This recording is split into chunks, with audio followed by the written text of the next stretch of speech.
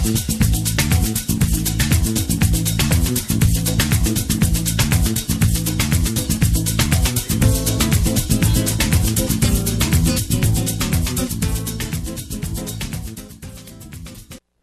to another edition of EDA Focus on the VI Marketplace. And as you can see, we're outdoors this afternoon, and what we're doing, as we have mentioned, we're going to be occasionally, periodically making site visits to the different locations of the number of beneficiary of the EDA program. And today we're going to visit Michael Sanford's office. And this morning we have Kakusa Holloway with us from the EDA. And we're going to have a conversation. Good morning. How are you? Good morning. Good morning. How are you doing? Anything good? Well. I'm doing well. I'm excited. This is our first on-site location shoot with one of the beneficiaries. Who are we going to meet this morning? We're going to be meeting Attorney Michael Sanford. He's the owner of Sanford Emmerling and Associates, owner of 14AB Church Street. Okay. And now the last installment we did was on the Enterprise Zone, and we're in downtown Christiansted. We're in the heart of downtown Christiansted. And this is where his business is located, is part of that enterprise zone, I should say, right? His business is located in the enterprise zone, in the heart of the enterprise zone, yes. Okay, so we're going to walk up to this place, and he's going to greet us when we get there, and we're going to learn all we need to learn about. Yes, and he's going to give us a little tour of the building, tell us what his experience has been with the program. Okay, so as we walk up, we're going to, now, how do you, again, help us to understand, how do you determine an enterprise zone? I mean, Christiansted is one of the most, if you will, busier towns in St. Croix. Mm-hmm. How do you determine enterprise zone? Well, the determination is made by the governor of the Virgin Islands. That is determined by then. And then what he does is he looks at the census tract to see where the lowest economic poverty level is. Mm-hmm. And those are how it's determined by the enterprise zone. Okay. And how many beneficiary is there a limit to how many beneficiaries you can have in one enterprise zone? No. We don't have any limit to how many beneficiaries we can have. Right now, we currently have about 23, with the majority of them being in the Christiansted area. Okay. And this beneficiary we're going to meet in a minute, how long has he been a beneficiary? Oh, Miss Attorney Sanford has been a beneficiary since 2008. Okay. Mm-hmm. And I believe we're going to be greeted by Mr. Attorney Sanford in just 2 seconds. How are you? Good morning, Mr. Attorney Sanford. How are you? Pleasure to meet you. Good to meet you. Thanks for having us at your place of business. And so how does it feel to be a beneficiary of the EDA program? Well, it's always good to get some free money. I know, it's great. It's a very good program. This block that we're on right now is, when I bought this building, I think it was like early 2000s, actually there was no one on this block. The building to either side of me were uninhabited, and now we've got only one vacant building on the block, and so they've been rehabbed, and it's a vibrant block now. It's a good thing, I think. The key word is revitalization. We used that description when we did the last installment, and when we think of Christiansted and the different beneficiary in Christiansted, the revitalization effort, give us an idea of what's involved in revitalizing Christiansted, if you will. Well, it's not only Christiansted, but it's all of the 3 enterprise zones. And we look for different initiatives to revitalize the town itself. Through our tax credit program, we also apply for different grants because the tax credit program right now is primarily based for the business community.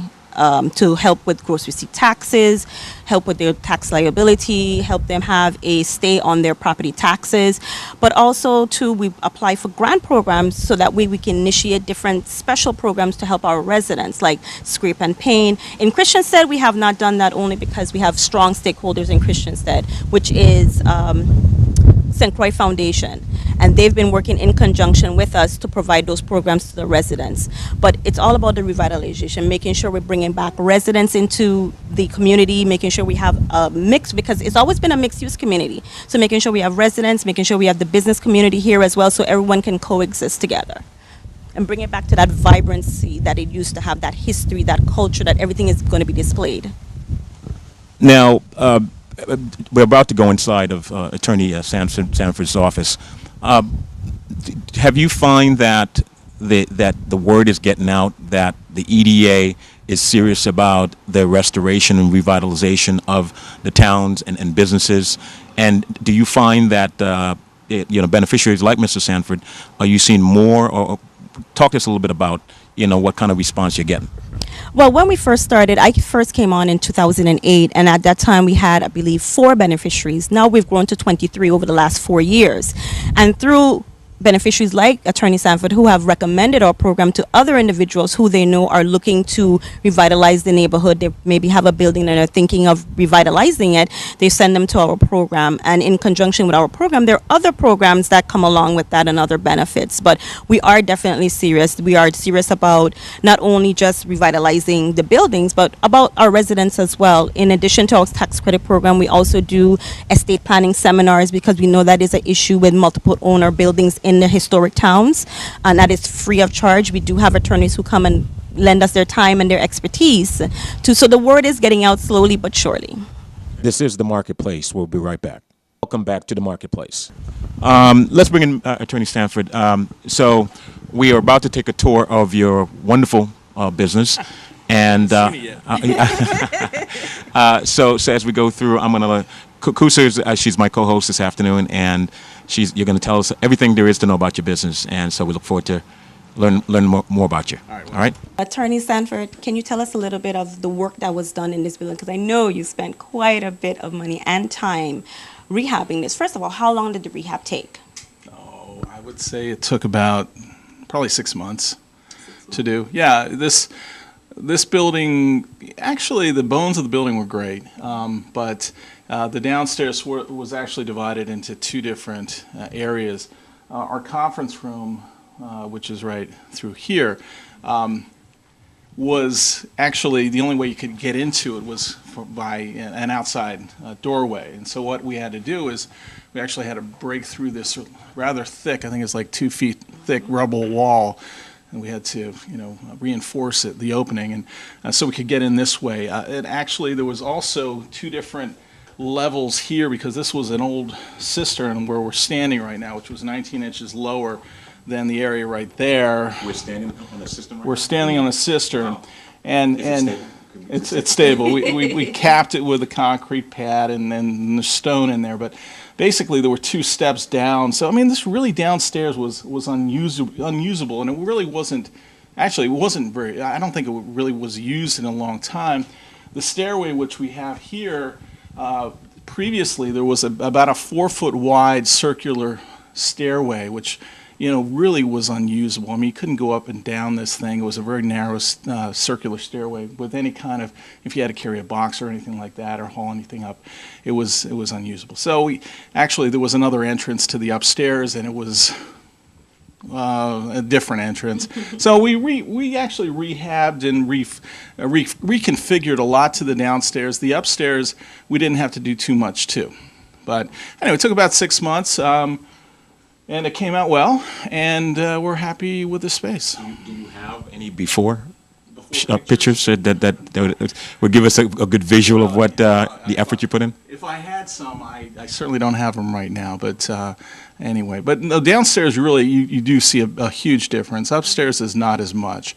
But I mean, again, there was, instead of this stairway here, we had a 4-foot diameter circular metal stairway. You've seen them. They're real hard to get up and down. Let's see, we put a kitchen in here, which, kitchen break room. The stairway we're quite proud of. It's some local craftsmen build the stairway. In the conference room, I'll show you that real quickly. And that's real helpful as well. Mm-hmm. And this is our conference room that we have, and there's another little bathroom off of that. So again, this was a totally separate area. Where that bookcase was actually the door. So we were able to, sort of incorporate the door space a little bit and make it a bookcase.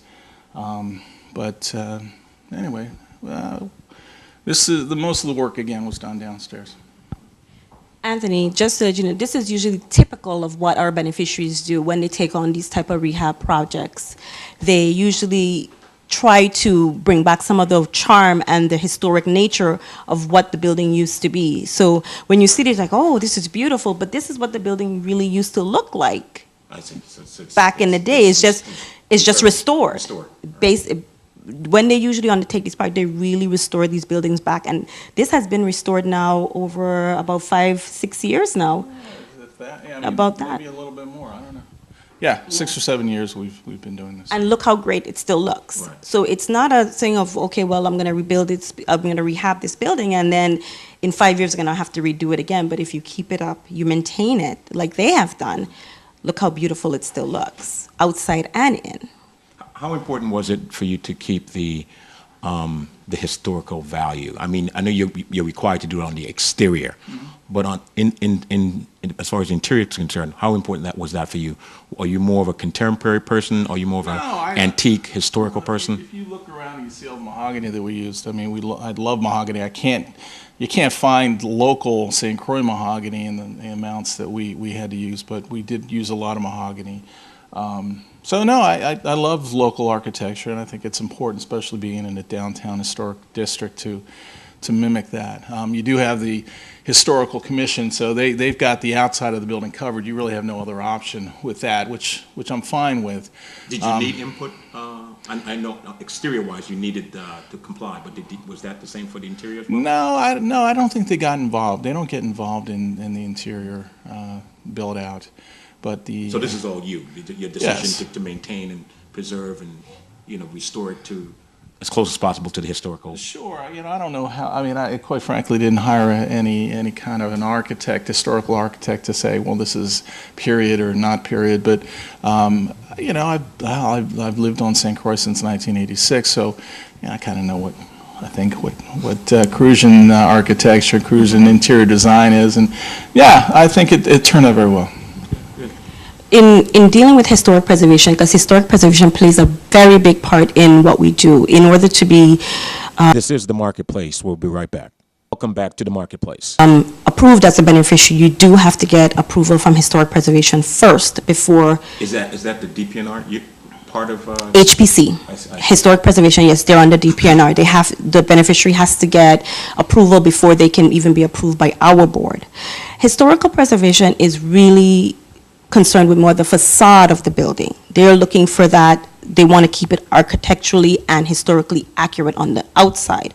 On the inside, they give you leeway. They say, okay, you can do what you want on the inside, but they do ask that if you find any historical artifacts inside the building and you're not going to reuse them in the building, if you can please turn it over to them, so then that way they can put it out on display, or they can maybe give it to someone else who may be able to use it in their potential project. Attorney, did you find any artifacts that? I wish I had, but no, I didn't. This building, from what I understand, has been fairly consistently occupied over the years. So it's not like, we rehabbed a shell that no one's been in for 100 years. I mean, so no, I didn't find any. The only thing, I guess, is the rubble walls. So. So I guess is this pretty much we've seen in terms of Attorney Sanford's business? Anything you'd like to add in terms of closing remarks and before we said goodbye? Well, the only thing I would say is, I know that CUSA and the EDA has been very responsive, and she's very good about letting us know and letting other people. I know that they're trying to spread the word about what they can do to help people. And I think, as far as how it works within Christiansted, I just know it works building by building, but that's how the town will be revitalized. Right now, we're obviously in a very, we're in an economic downturn with Hovenza leaving, and just the national economic climate declining somewhat. So every little bit is helpful, and I know there's a lot of people out there that, with the rising cost of electricity, have to shut down their restaurants and other businesses. So again, I think it's helpful for people to understand and to learn about what programs are available to give them a little bit of an edge so they can stay in business, continue to employ people.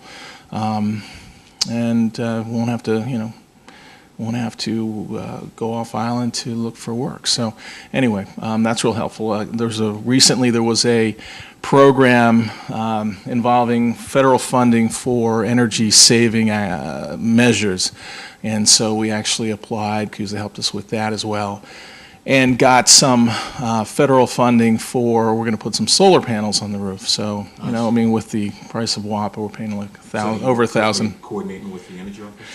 Yes, and rural home. No, this was USDA Rural Development. I found out about a program, and I encouraged my beneficiaries, sent them the applications and things like that, and gave them contact information of who to contact over there. And basically, they had two different programs for energy assistance, I believe, and renewable energy projects, and for energy efficiency projects. And basically what it is rural development is giving you you propose to them and they will give you a grant for 25% of the cost of whatever the project is. But then also, if you're looking for that balance, you can also come to us at EDA or even SBA and get the loan amount for the balance, which would be the 75%. So that's what Attorney Sanford is looking into now. So he's been preliminarily awarded the 25%. So now we're going to the next step to help him find that 75%. Are you anticipating any significant reduction in terms of your utility bill? I hope so.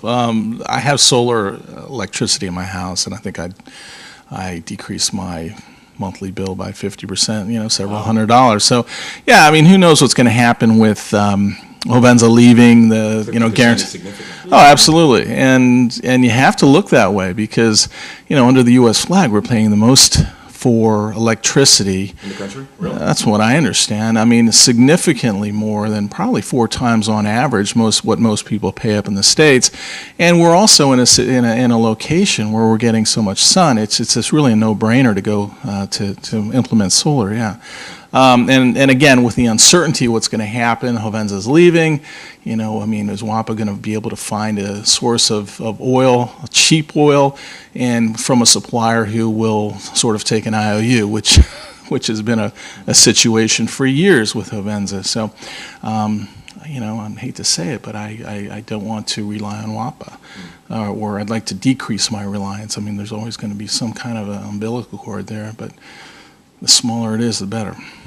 Yeah. Well, Attorney Sanford, I want to thank you. You're a gracious host. Thanks for giving us a tour of your building. And of course, this is Anthony Weeks and Kusa Holloway we are on location at Attorney Sanford's office for the EDA Focus on the VI Marketplace. This is the Marketplace. We'll be right back. Welcome back to the Marketplace. This is owned by Gary Thomas and his wife, Diane Thomas, and this is such a heartwarming story for them and for us because they were actually honored as our 2010 Entrepreneurs of the Year because Gary and his wife really took the cusp of this business and said, okay, you know what, we're going to expand, we're going to do all these things, we're going to maximize what we can do with this business based on the tax credits they're going to get from the Enterprise Zone Commission. So, and here we are today. When they first started, it was just the bakery. It was just a strict bakery operation. And now they've branched out into doing some catering, light catering. They've also branched out into now having a full service deli. And they were able to purchase more modern equipment to help out with the bakery and its operations. As far as bakeries goes, how popular, how many bakeries do you say that we have? And you don't have to give me an exact number. But in terms of the popularity of bakeries, how popular are bakeries in the territory? Oh, it's very popular. That's part of our culture. The part of our culture is we have in our titi bread, our bush tea, our butter bread in the morning, currants roll, tarts, you know, sugar buns and tarts and all of these different things that we like to have. So these are institutions. These are cultural institutions for us. And the reason I ask that because it's, you know, like most very popular business, restaurants, beauty salons, that, you know, if you have a lot of these types of businesses, it speaks to the issue of the fact that, you know, the other bakery owners we can use Gary's Bakery as an example of what the program can do for them. Yes. And probably encourage others that if you own a bakery and you've thought about expanding, or if you thought about going into the bakery business, this is a perfect example, and we're getting ready to meet the owner, Gary, in a minute, right? Yes, definitely. I mean, and it shows that there's no business really off limit to the Enterprise Zone program. Once you're willing to invest in the historic town of Christiansted, Frederiksted, and Savon, no business is really off limit. You can have a jewelry store, a bakery, a restaurant, a attorney, residential complex. So there's really no businesses that are off limit, just once you're willing to invest in the community. The bakery business falls under the food category, and there's a lot of discussion, a lot of talk about more. We need to do more in terms of agricultural type activities. Besides bakery, would you say there are other types of food type business that's eligible under the program? Of course, like I said, there's really no restrictions. The only ones that we have with restrictions are bars right now.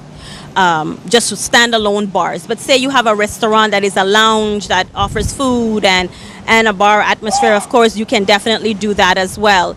But there's really no businesses, but you can do restaurants, you can do cook shops that just do the traditional lunchtime menu, breakfast and lunchtime menus. There are any type of restaurant or catering business can fall under our program. Well, let's venture inside. Let's go meet the owner of the bakery and have a conversation with them. I'm looking at, look at the variety of just, I mean. This is like your first stop before, and you know that's an institution for us.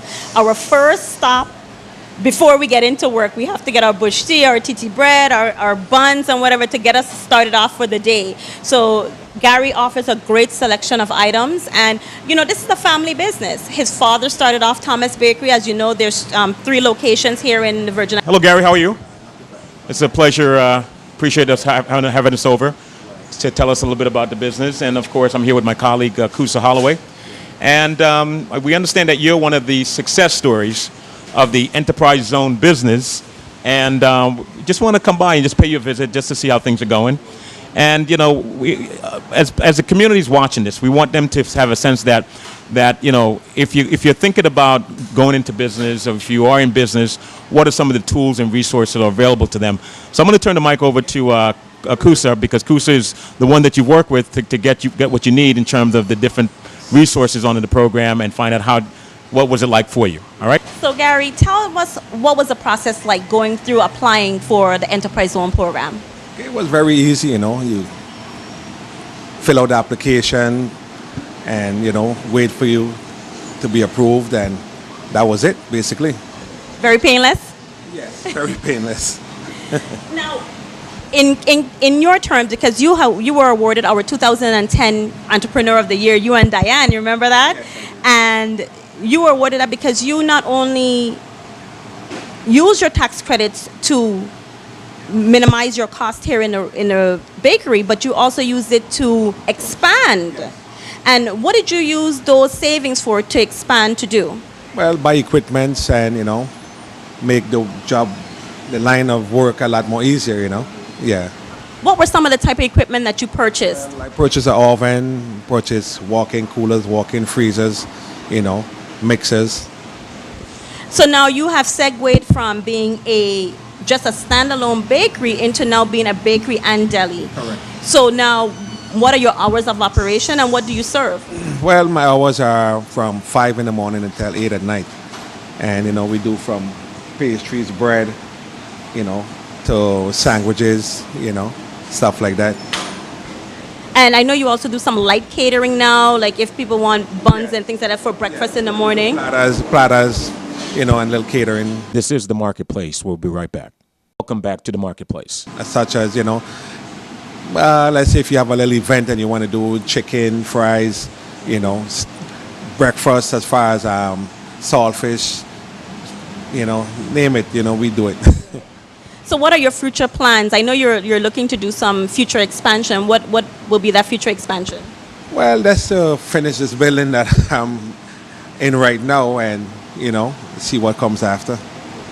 Okay. Now, is it possible that we can take a little tour of your building and see exactly some of the equipment that you purchased? No problem. Oh. Right now we're here in the deli area. You know, these are like the stove, warmers, prep tables, coolers, fryers, sandwich press. Those are some of the stuff that I was able to purchase with the help of EZZ benefits, you know. Gary, do you think the process was easy enough that anyone can do this? Yeah, sure. I mean, if I can do it, I think anyone else can. Yeah. Okay. We got like over here.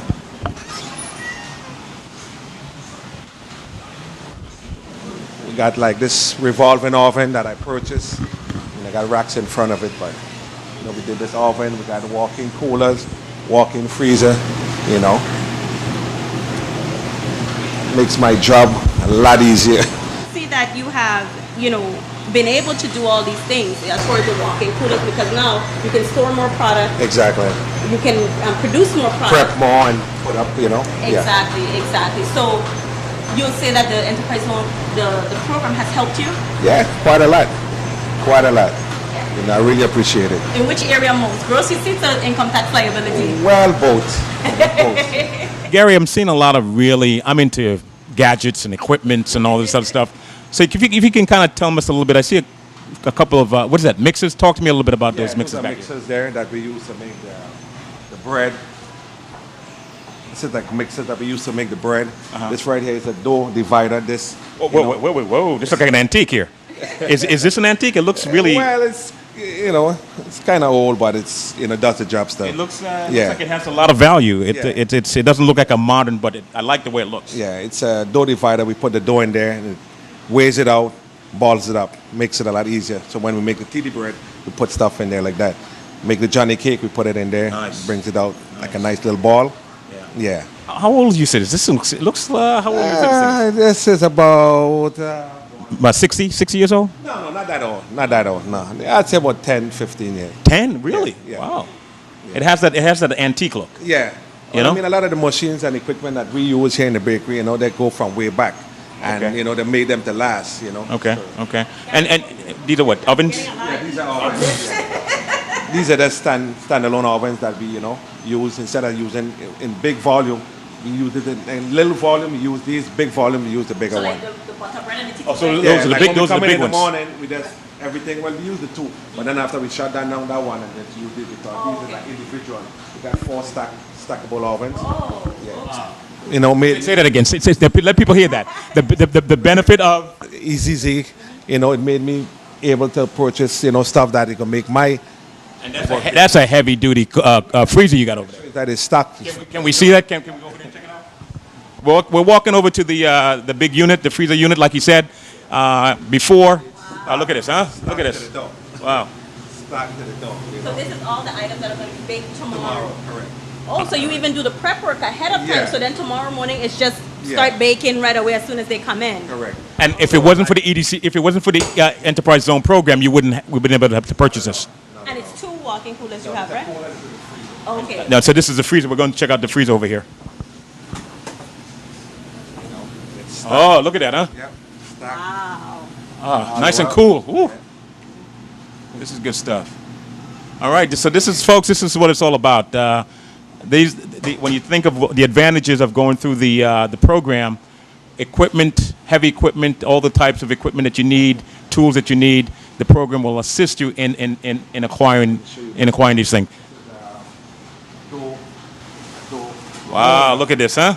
That we use. Another fascinating. So okay, talk This to is the one that molds the bread, like the butter breads and stuff like that. I mean, we still got to put a little shape with our hands, but we put it through here, makes it a lot easier and faster to mold, So Yeah. So I notice you have it unplugged. Is there any particular reason you have it unplugged? I pull it closer when I put it in. When you're ready to When use it's it. use it, when we use it, we pull it closer. When we finish, we put it aside, It looks kind of heavy. Is it hard to Very move? heavy. No, it's on wheels. We got wheels, casters on the bottom.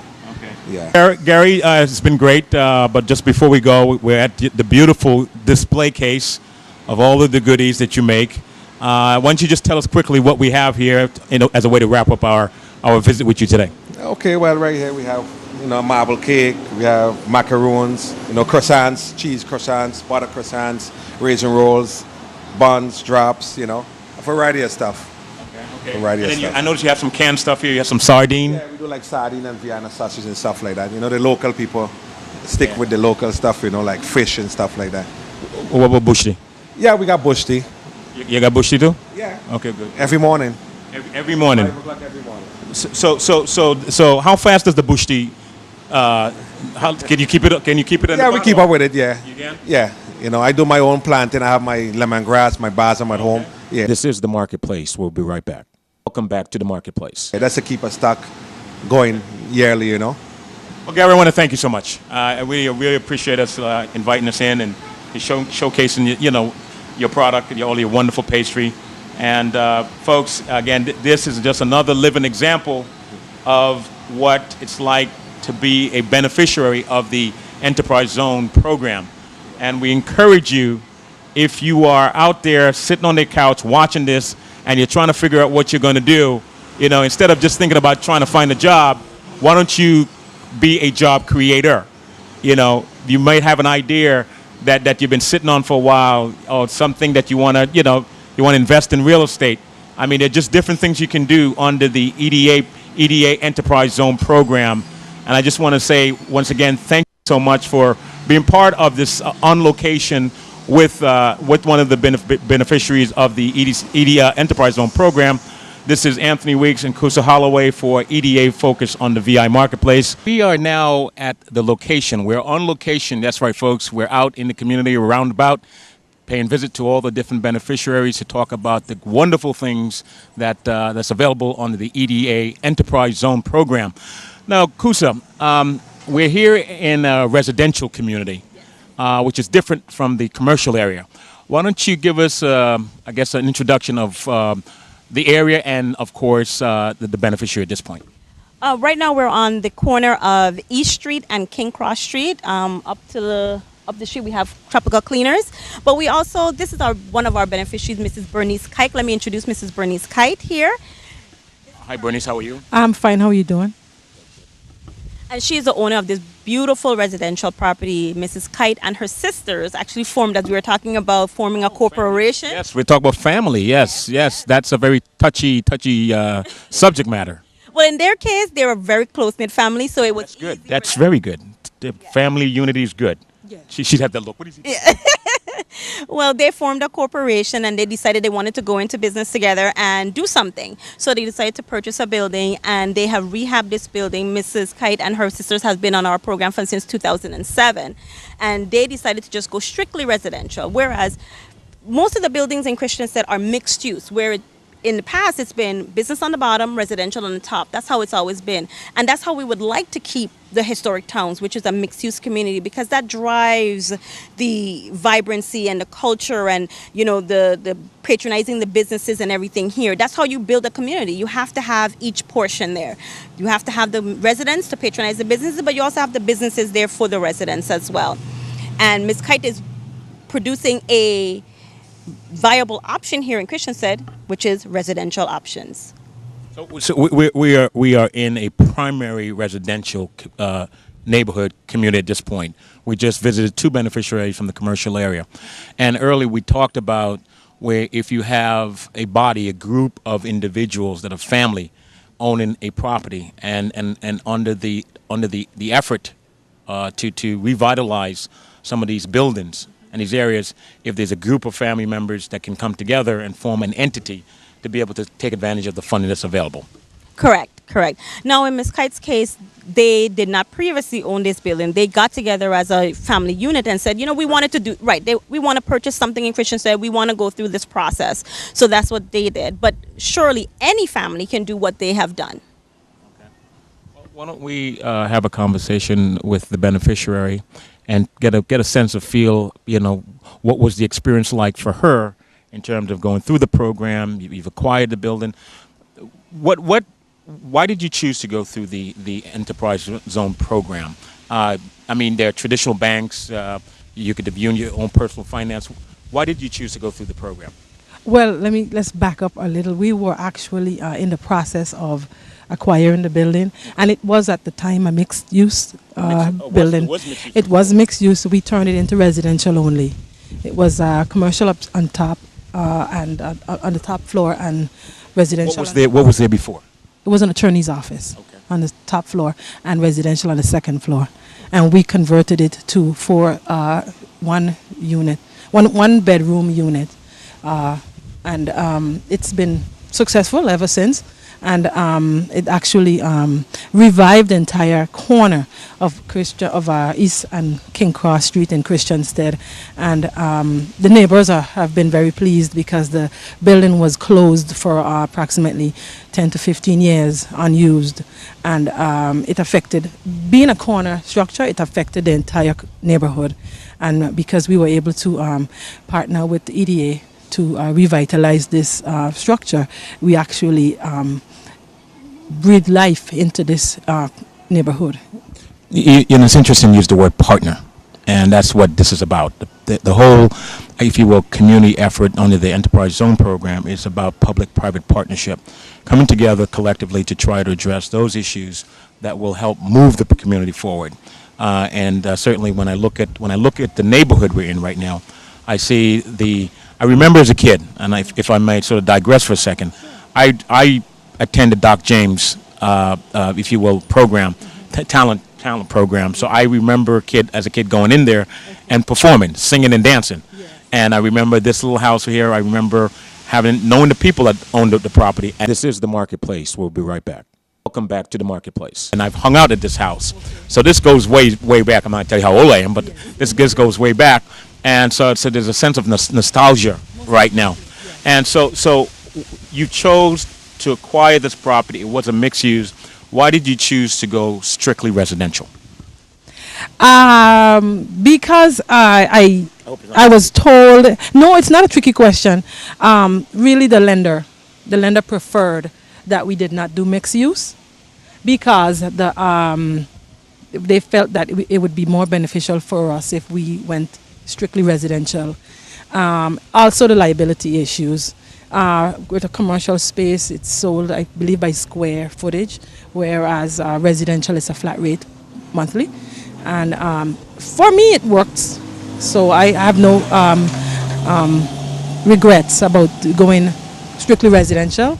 And I, from just being here in the community and talking to people who have lived here for a while, at one point it was once all residential. So it really is returning it to the way it was originally. Again, I can't help but my grandmother lived, you don't see the buildings anymore, but there were some units that were there. And I remember as a kid, my grandmother had her place over here, and I remember as a kid staying at my grandmother's in this neighborhood. So this is quite interesting. We're standing here at a place where I have strong connections to as a young man.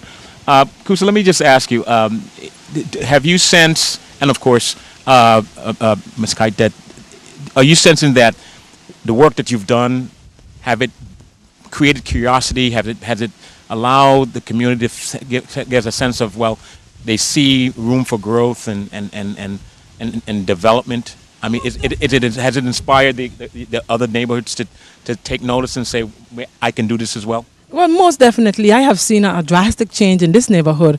It was new to me in terms of Christiansted, because I'm not originally from St. Croix, but I worked in this neighborhood and I passed through it on a daily basis. And just in revitalizing the building, I have seen other neighbors taking interest in their own property and painted or cleaned up, and it has been progressive ever since. If someone had not driven through this neighborhood in the past, I would say 10 years, I think they'll be shocked when they pass through of the changes that has occurred in the past 6 years. It has really drastically changed. This house was well secured in that we didn't have to put anyone out, but you can see where vagrants tried to move in, and some of the houses that were closed up around here turned into crack houses, and I'm sure this was slowly on its way. But the neighbors have reported that they are pleased, very much pleased with the progress that we've made. And I see, and now people actually are passing and stopping as opposed to just whizzing through the neighborhood, because it was not very accommodating to anyone who wanted to pass through Christiansted. So I think that, you know, you can ask the neighbors. I think they're pleased, quite pleased.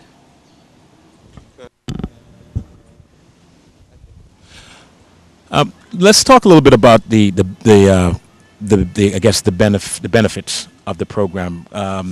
We're now looking at a building that is strictly residential. Could you elaborate some more as to, if folks are watching this, talk more about the whole program on the residential side? Okay. On the residential side, a lot of times people think that the only time they can get the tax credits from us is if it's a commercial property. But in Bernice's case, they got it because they're a residential property. You cannot live in the building, but she can rent it out for residential purposes and still collect the benefits on that. So it's investment property. Investment property, correct. Investment property, correct. We have a few beneficiaries who, a matter of fact, a few of them in the Christiansted area who are just strictly residential properties. I have at least 5 buildings in Christiansted that are just strictly residential properties. And usually their tax credit situation is just a little different, where they don't have the gross receipt tax liability. They have the personal income tax liability at the end of the year. And that's what they're using their tax credits for. And basically the way that works is when they file their taxes at the end of the year and they say they have a $10,000 tax liability, whatever tax credits that they have at that time, IRB will take that in lieu of them having a payment, which now if they're not paying a $10,000 payment to IRB, can go back into the building to making sure to maintain the building, upkeep the building, or to just have it in case of an emergency, in case of hurricanes, things like that. It's just, again, to make sure the viewing public understand, primary residents it's not eligible on this program. And means you can't, even though it's a residential property, it cannot be a primary residence. It has to be residence that is rented out, if you will, to tenants, and it's considered a secondary and an investment property, correct? Correct. That is correct. Now, there are plans on way. We're writing the regulations right now that will include, as some of the law has been changed, that will include that you can actually reside in your property and still collect some of the tax credits, but not in the form of gross receipts or income tax liability, to be more in the form of property tax credits. So. Okay. Any closing? This is The Marketplace. We'll be right back.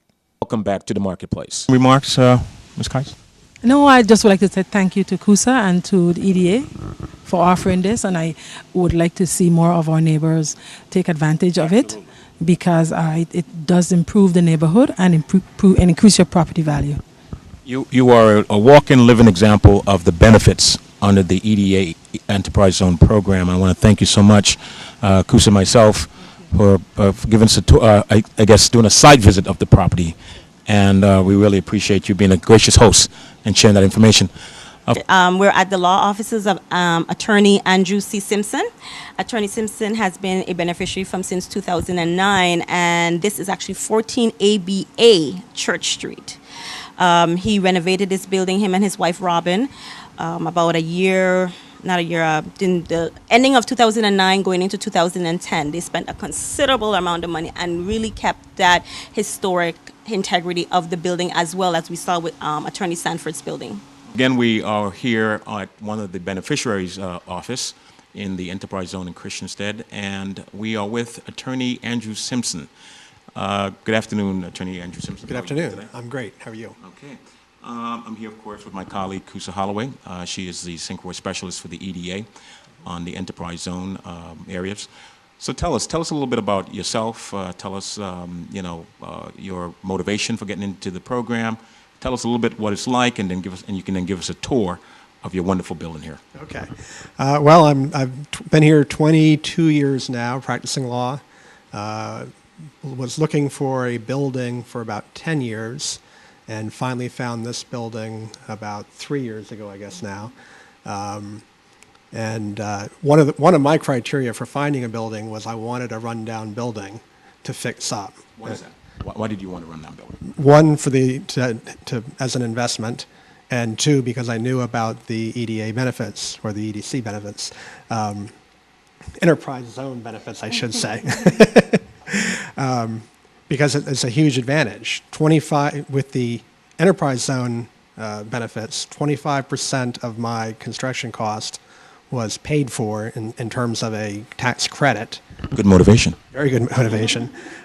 Plus, because this is in the historic district, I got an additional 10% tax credit from the federal government So 35% of my reconstruction cost was covered by a tax credit. So That's huge. it's very huge. Then on top of that, my gross receipts tax are capped at 3%, which when I did it, gross receipts were 4%. Now they're up to 5%, and my gross receipts are still capped at 3%. Another huge advantage. When you're looking at the amount of money that comes into a law practice, that's a huge, huge advantage. And I wanted to be a part of the restoration of Christiansted and be a contributor to society rather than just renting from someone else. And I want to be a part of the revitalization of Christiansted. Was it easy choosing which town in terms of the enterprise zone areas between Frederiksted and Christiansted? Either would have worked for me. Christiansted is more convenient because of the access to the courts, the district court right outside of Christiansted, and where my house is located. But either one of them would have been fine. Now, being a stakeholder in Christiansted and the time that you've been practicing and you've made the investment to revitalize and restore the building, what do you see? What did you see then, and what do you see now, and what do you see in the future in terms of the vitality of Christiansted? Well, I think it's always going to be a very vital town, I guess, a very active town.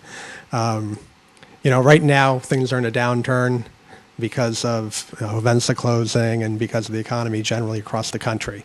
But it's going to come back. And, with one of the great things about having participated in this program is I'm not underwater in terms of the amount of my investment, even with the downturn in the economy. If I would not have been able to put as much money as I did into the project and not be underwater, as they say. In other words, losing money on the investment were it not for the benefits. Did you apply to the under the EDA Enterprise Zone Commission program as someone who was coming in from the outside, or were you local and felt you saw the benefits in entering into the program? Well, yeah, definitely local. I've been here 22 years. I've had a practice of my own in Christiansted and Gallows Bay since 2001, and I've been practicing law in Christiansted since 1991. So, I guess I consider myself local from that standpoint. Would you encourage it? And the reason I ask is because would you encourage other locals to look at the program and to kind of just talk a little bit about the program? What was the process like for you in going through the program? Sure. Well, first of all, the process was really easy. I sent, I think, a fax or maybe an email inquiry to the Enterprise Zone Commission and had a response within 12 hours. 12 hours? Really? Wow. From government. From government? Wow, 12 hours. 12 hours. And it was, yes, we can help you. We have this program. This is The Marketplace. We'll be right back. Welcome back to The Marketplace. We will meet with you. And it went like that. I mean, it was, there are a lot of our government gets criticism. There are also a lot of parts of government that are very responsive. But I have to say, the Enterprise Zone Commission has been the most responsive of any. That's better than the banks, Attorney. I'm not sure banks are very responsive. But no, they were helpful. They wanted to help me. And, I can pick up the phone even now and call CUSA and say, I'm having a problem, whatever it is, or could I do this under the program? Because one of the things anyone looking at this program should understand is the benefits continue. If I make an investment in my building now for the 5-year term of the program that I'm under, if I renovate something or if I buy a piece of office equipment, as long as I comply with the requirements of the program, I get a tax credit on that too. Office equipment is 10% tax credit.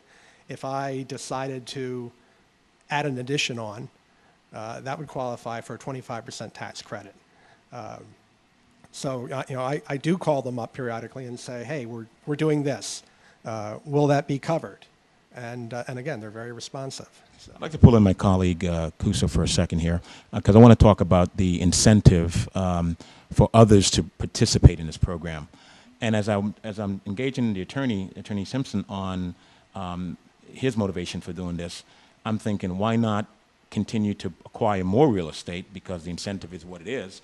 Is there a cap? Is there a limit as to how many real estate or buildings you can buy under the revitalization program for the enterprise zone? No, there's not. You can own as many, but you just have to apply for them separately, though. They can't all fall under the same application.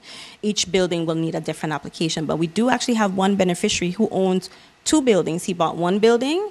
Him and his partner bought one building, and then they actually purchased another one right next door and fixed that one as well. And both of them are functional buildings here in Christiansted now. So there's no limit to the buildings and the investment that you can make. In part of our application process is that the potential beneficiary has to tell us exactly how much money they're going to invest in that particular building. Our minimum amount is $10,000. But say, as you know, with renovations go, you say $10,000 and then you end up spending $50,000. You get how much ever you spend. Once it's an audited amount, you get the 25% tax credit for that amount. So we've had beneficiaries who said, okay, we're going to spend $60,000, but end up spending $300,000. And those tax credits go a long way, especially for someone who's owning a small business like Attorney Simpson, because then they can use that towards their gross receipt liability or their personal income tax liability, which creates an avenue where they have more money now to hire more employees, do more charitable contributions to the community, or even just keep up the repairs on their building. So there is a lot of benefits to the program. You become, in essence, for lack of a better description, an equity partner, where you provide 25% of the construction costs. That's a very significant number.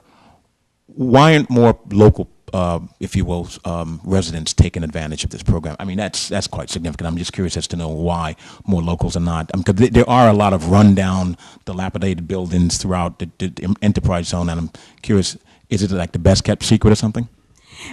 Sometimes it is. I think it's a best kept secret, but there's other challenges that we're facing. We do have a lot of buildings within the historic towns that are multiple owners. So you have buildings that are owned by 10, 15, maybe 20 individuals. So that is an issue right there. It has to be owned by one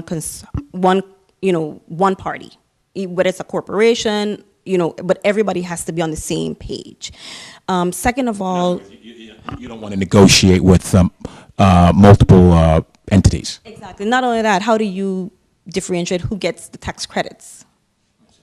So for us, everything has to match. The building has to be in one person's name, the application has to be in the person's name, the certificate has to be in the same person's name. It has to all have a paper trail to follow. When you say one person, just point of clarity for the viewing public, you mean an entity can be created, and it will be that single entity where if you have a group of family members, whomever, they create that one entity, and that entity will be the contractual entity. Correct. Yes, that contractual entity. So it's not one person, but usually it's a person. We don't have too many individuals who are actually owning their buildings through a company. But you encourage. But of course, whatever works for them. It's whatever benefits the beneficiary, not us. It's how would you like to use your tax credits? How would you like to see this set up? And usually we start with the deed. Whoever's name is on the deed is where we usually go with. But the benefits are there for everyone. They're not just for certain people, certain economic, but challenges are multiple owners and also the availability of funding. That's huge. Availability of funding is huge. Our banks here tend to be very conservative in cases of lending, so that poses a challenge as well. So, so you have multiple owners, you have funding as an issue, but then you have individuals who want to take advantage of the program, but you have to have one or both. So the funding is huge. Most banks here are going to loan about 60% of value, so you've got to have the other 40%, and and that's being very conservative to say that they'll do 60%. But so for my renovation costs, I had to have 40% cash of the entire renovation. And so I'm really enjoying the tour. Like I said, this is the kind of things, if you will, we're going to bring you week to week in terms of we're just not going to be physically in the studio, but we're going to go out and we're going to engage the community. We're going to scout the community. We're going to talk to the residents, and we're going to talk to the beneficiary, and really wrap our arms, our mind around the program and how it's really working. And so far, I'm really impressed with what I see so far. Well, this is a great way for the community to see what we're doing, because a lot of times they don't know who the Enterprise Zone Commission is. They know ADC. A lot of them know EDC, EDA, but they're like, Enterprise Zone, what do you guys do? So this is a great way to show individuals that there are benefits here to help them, but also show that there are some individuals within our community who are doing their part to help in the revitalization of Christiansted, Frederiksted, Savan, investing their money locally. A lot of our beneficiaries don't go off island to purchase materials. They purchase everything here, locally. A zone program is available to local residents. You know, we hear about EDC and most of us think, oh, I could never be an EDC. I'd have to have some special investment, all of that. But the Enterprise Zone, if you want to rehab a building in Christiansted or Frederiksted, you can be a participant. And it's the benefits are incredible. And you asked about having a second building. As soon as I can afford one, I'll be doing a second one. Thank you. All right, folks. Well, there you have it. This is Anthony Weeks in Coosa Holloway for EDA Focus on the VI Marketplace.